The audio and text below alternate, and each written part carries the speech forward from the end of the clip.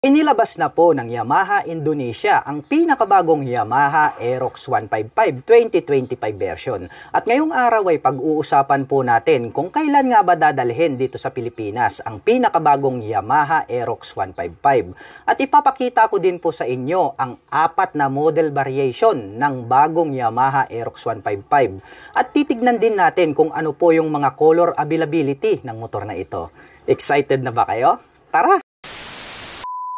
Mas lalo pa po nilang pinalupit ang pinakabagong Yamaha Aerox 155 latest version dahil binago na nga po nila ang itsura nito. Kung dati po ang kanyang headlight ay pahaba at nahahati sa dalawa, ngayon po ay gumagamit na po ito ng projector lights. Kaya asahan natin na mas maliwanag na po yung buga ng kanyang ilaw. At bukod pa po dyan ay dininig na po ng Yamaha ang kahilingan ng ating mga Yamaha Aerox users.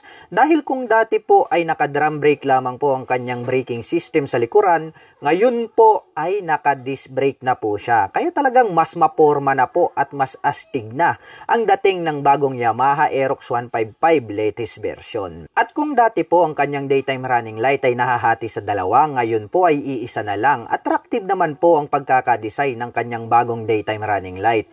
At ang kapansin-pansin po rito yung kanya pong turn signals na dati ay located sa bandang ibaba, ngayon po ay nandirito na sa bandang itaas. Included na po siya ngayon dito po sa kanyang headlight assembly, which is mas maganda po yan dahil nandirito po siya sa bandang itaas.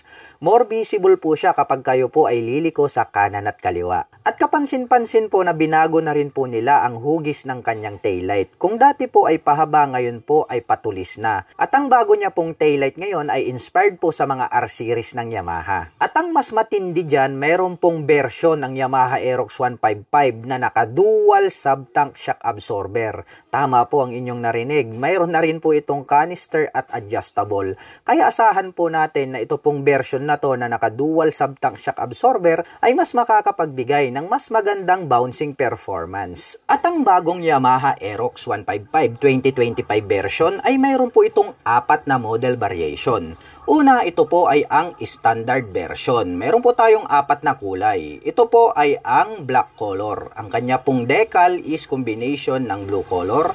At ang kanya naman pong cashwheel is black color. Pangalawa, meron po tayong red color. Red ang pairings at white naman po ang kanyang decal combination. At ang kanyang cashwheel still is black color pa rin. Pangatlo, meron po tayong matte blue.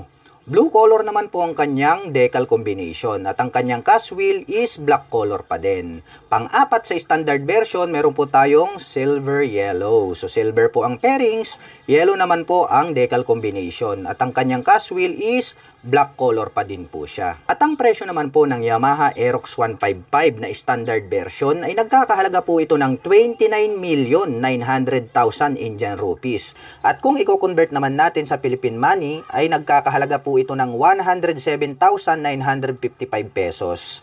Ito po ay straight conversion lamang. Kapag ito po ay dinala sa Pilipinas ay maaari pa pong tumaas ang value nito dahil nga po meron pa pong madadagdag na tax declaration. At bukod po dyan ay meron naman po itong special model variation. Ito nga po ay ang Cyber City. Napakaganda po ng kulay na ito dahil para po siyang gradient color. At combination naman po ang kanyang decal ng orange color. At kapansin-pansin na ito pong kanyang decal is nakaterno po dito po sa kanyang cashwheel. Unlike po sa mga standard version na black color lamang po itong kanilang mga cashwheel.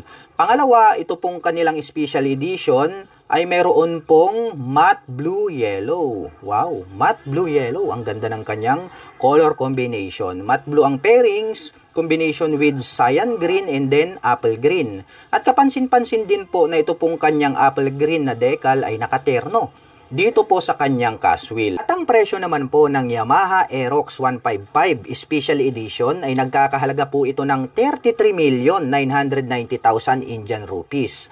At kung i-convert naman natin sa Philippine money ay nagkakahalaga po ito ng 122,722 pesos. At bukod po dyan ay meron po itong turbo version. At ang kulay naman po na ito ay matte dark gray. Matte dark gray po ito pong kanyang pairings. Combination naman po ito ng red na decal.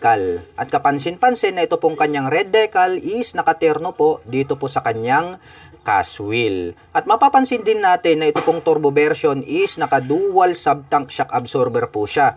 The same po siya nitong special edition. Ngunit itong kanilang standard version ay naka-standard shock absorber lamang po sila.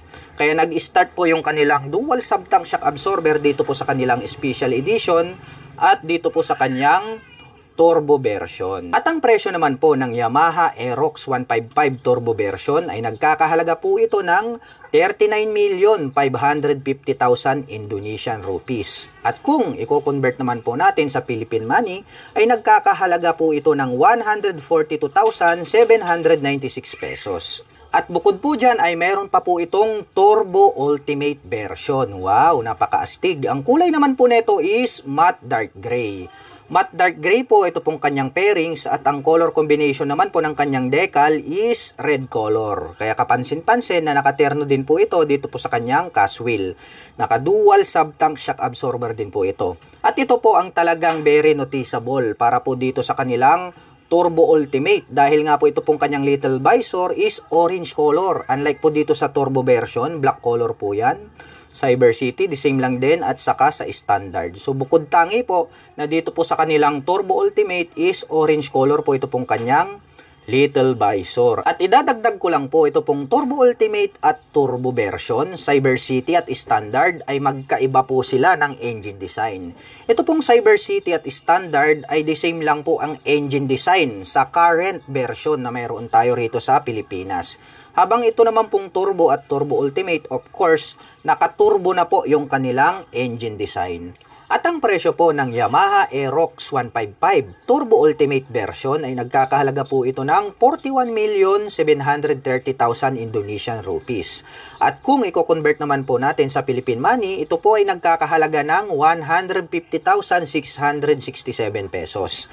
Again, uulitin ko lang po, itong presyo po na ito ay street conversion po lamang.